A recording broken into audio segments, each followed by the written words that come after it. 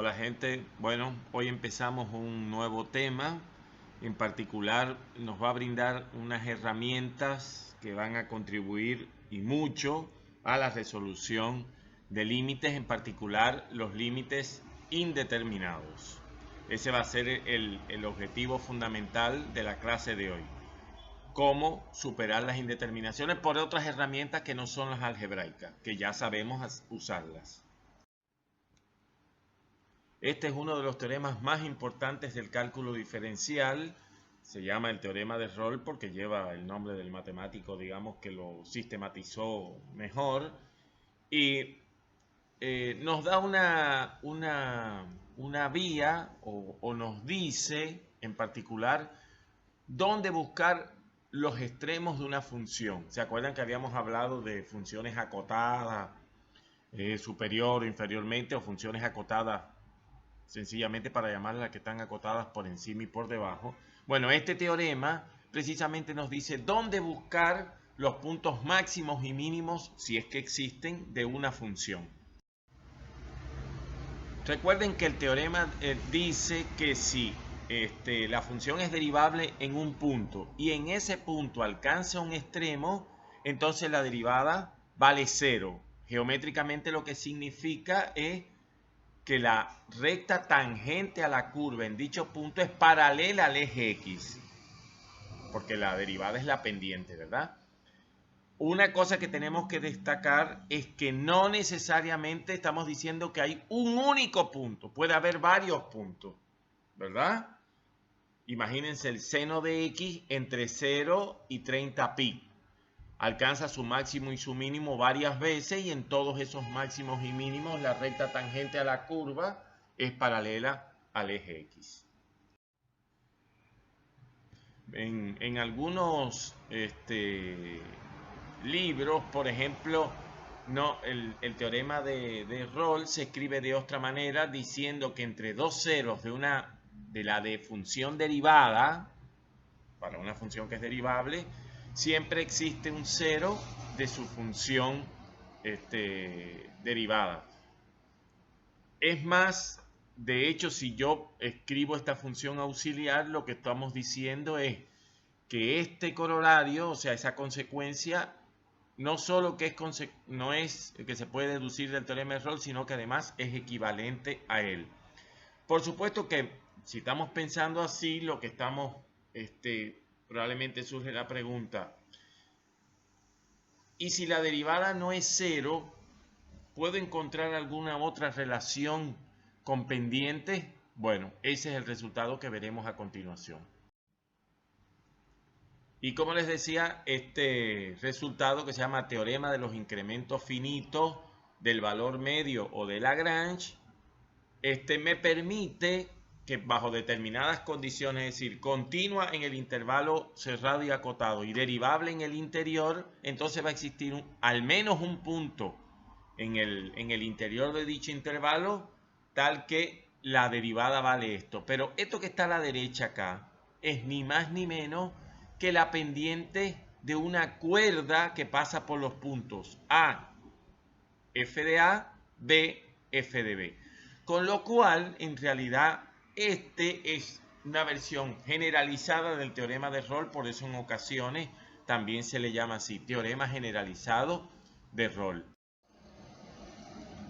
Aquí se ve perfectamente lo que acabo de decir. El punto de la cuerda esta, de la secante, el de la izquierda es AF de A y el de la derecha es BF de B. Y precisamente el punto donde la recta tangente es paralela a la cuerda es ni más ni menos que ese punto C que dice el teorema. Este teorema, el teorema de Lagrange o de Rolle generalizado, como quieran decir, de los incrementos finitos, del valor medio, del cálculo diferencial, es el que me da una herramienta fundamental que está dada en el teorema de Cauchy. En realidad el teorema de Cauchy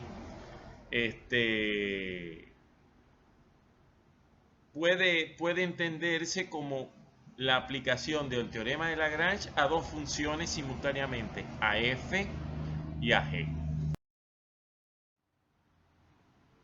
Ustedes saben que si yo tengo el límite de una fracción, el límite al infinito de una fracción en cual el numerador tiende a infinito y el denominador es constante, ese límite es infinito.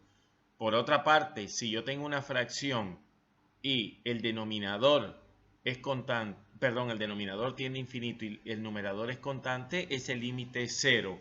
Sin embargo, ¿qué pasa cuando yo tengo el cociente de, o sea, el límite de una fracción que al final me da el cociente de dos infinitos, o sea, infinito sobre infinito? ¿Qué hacemos acá? Bueno, en este caso decimos que estamos en presencia de una indeterminación y este teorema de Cauchy que acabamos de ver es la herramienta fundamental para resolver estas indeterminaciones. En este caso, por ejemplo, cuando x tiende a 2, nosotros teníamos 0 sobre 0 y ustedes saben que por transformaciones algebraicas podíamos calcular el límite y se puede, digamos, después de simplificar me da el valor correcto 4. ¿También podemos usar otras herramientas? Sí, ustedes van a ver que sí.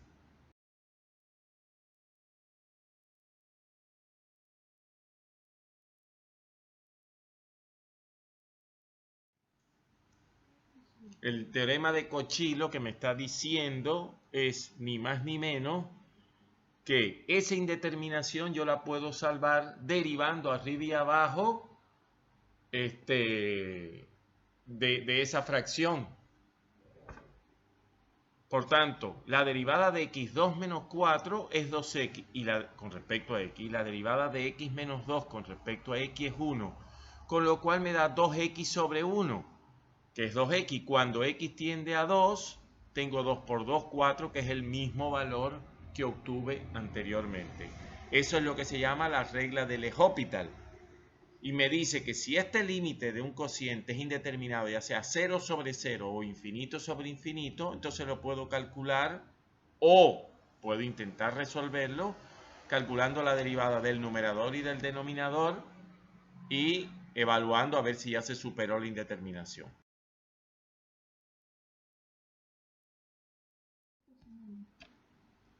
Ojo que a veces no podemos cometer errores al aplicar la regla.